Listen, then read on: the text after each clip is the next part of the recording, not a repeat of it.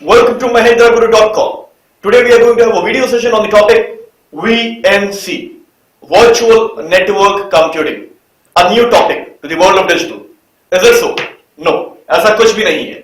VNC कोई नया concept या कोई नया टेक्नोलॉजी नहीं है. VNC एक ऐसी टेक्नोलॉजी है, एक ऐसा कॉन्सेप्ट है जिसके जरिए हम लोग एक सिस्टम को दूसरे सिस्टम से कंट्रोल करते हैं. It can be on a wide area network और ऑन अ लैन. अब ये दो बहुत ही वेरिएटेड टॉपिक्स है. क्या है लैन, क्या है वैन, इसके बारे में किसी और दिन हम लोग चर्चा करेंगे. फिलहाल वापस चलते हैं अपने टॉपिक पे.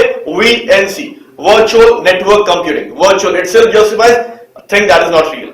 अब होता क्या है VNC में, क्या काम किया जाता है VNC में?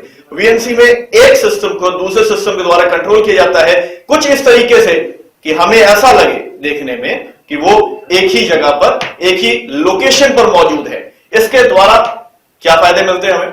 इससे हमें यह फायदा मिलता है कि जब हमें किसी को टेक्निकल सपोर्ट या टेक सपोर्ट देना होता है दो कंट्रीज के बीच में या दो अलग अलग लोकेशंस पर, we can make use of VNC. देखिए, सबसे पहले स्टेटमेंट में यहां पर बिल्कुल क्लियरली डिफाइन किया गया है कि VNC को डेवलप किया था AT&T बेल्स लैब में. अब ये है क्या? ये वही लैब है, ये वही लेबोरेटरी है जहां पर C को भी डेवलप किया गया था. ओके, अब थोड़ा और आगे बढ़ते हैं और ये जानने की कोशिश करते हैं कि VNC जो हमारा है वो किस आर्किटेक्चर पर बेस्ड है. VNC is completely based on the client server architecture. क्या होता है क्लाइंट सर्वर आर्किटेक्चर? बहुत सिंपल शब्दों में एक ऐसा आर्किटेक्चर जिसमें एक पेरेंट नोड होता है और वो अपने चाइल्ड नोड को कंट्रोल करता है, जिसको हम लोग कहते हैं क्लाइंट सर्वर आर्किटेक्चर. जब बात करते हैं क्लाइंट सर्वर आर्किटेक्चर की, तो एक क्लाइंट सर्वर आर्किटेक्चर में दो basic components, the server and the client itself. और जब बात करते हैं VNC की, तो इसमें भी दो बेसिक कंपोनेंट्स होते हैं, सर्वर और एक क्लाइंट. मगर जब बात करते हैं VNC के एलिमेंट्स की, तो वहां पर दो नहीं तीन बेसिक एलिमेंट्स होते हैं. एक सर्वर, एक क्लाइंट और एक वो प्रोटोकॉल जो इन दोनों के बीच पे काम करता है.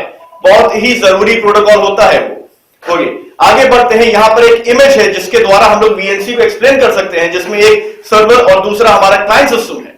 एक सर्वर और एक क्लाइंट सिस्टम. जब हम बात करते हैं VNC की, तो एक टर्म हमारे सामने आती है, वो होता है transmission of control and data. VNC में सर्वर और क्लाइंट के बीच में डेटा के साथ साथ कंट्रोल्स का भी ट्रांसमिशन होता है, ट्रांसफर होता है, एक्सचेंज होता है. अब कंट्रोल्स का यहां पर मतलब क्या है? जब हम लोग कंट्रोल्स की बात करते हैं तो एक बहुत ही बेसिक कंट्रोल आता है.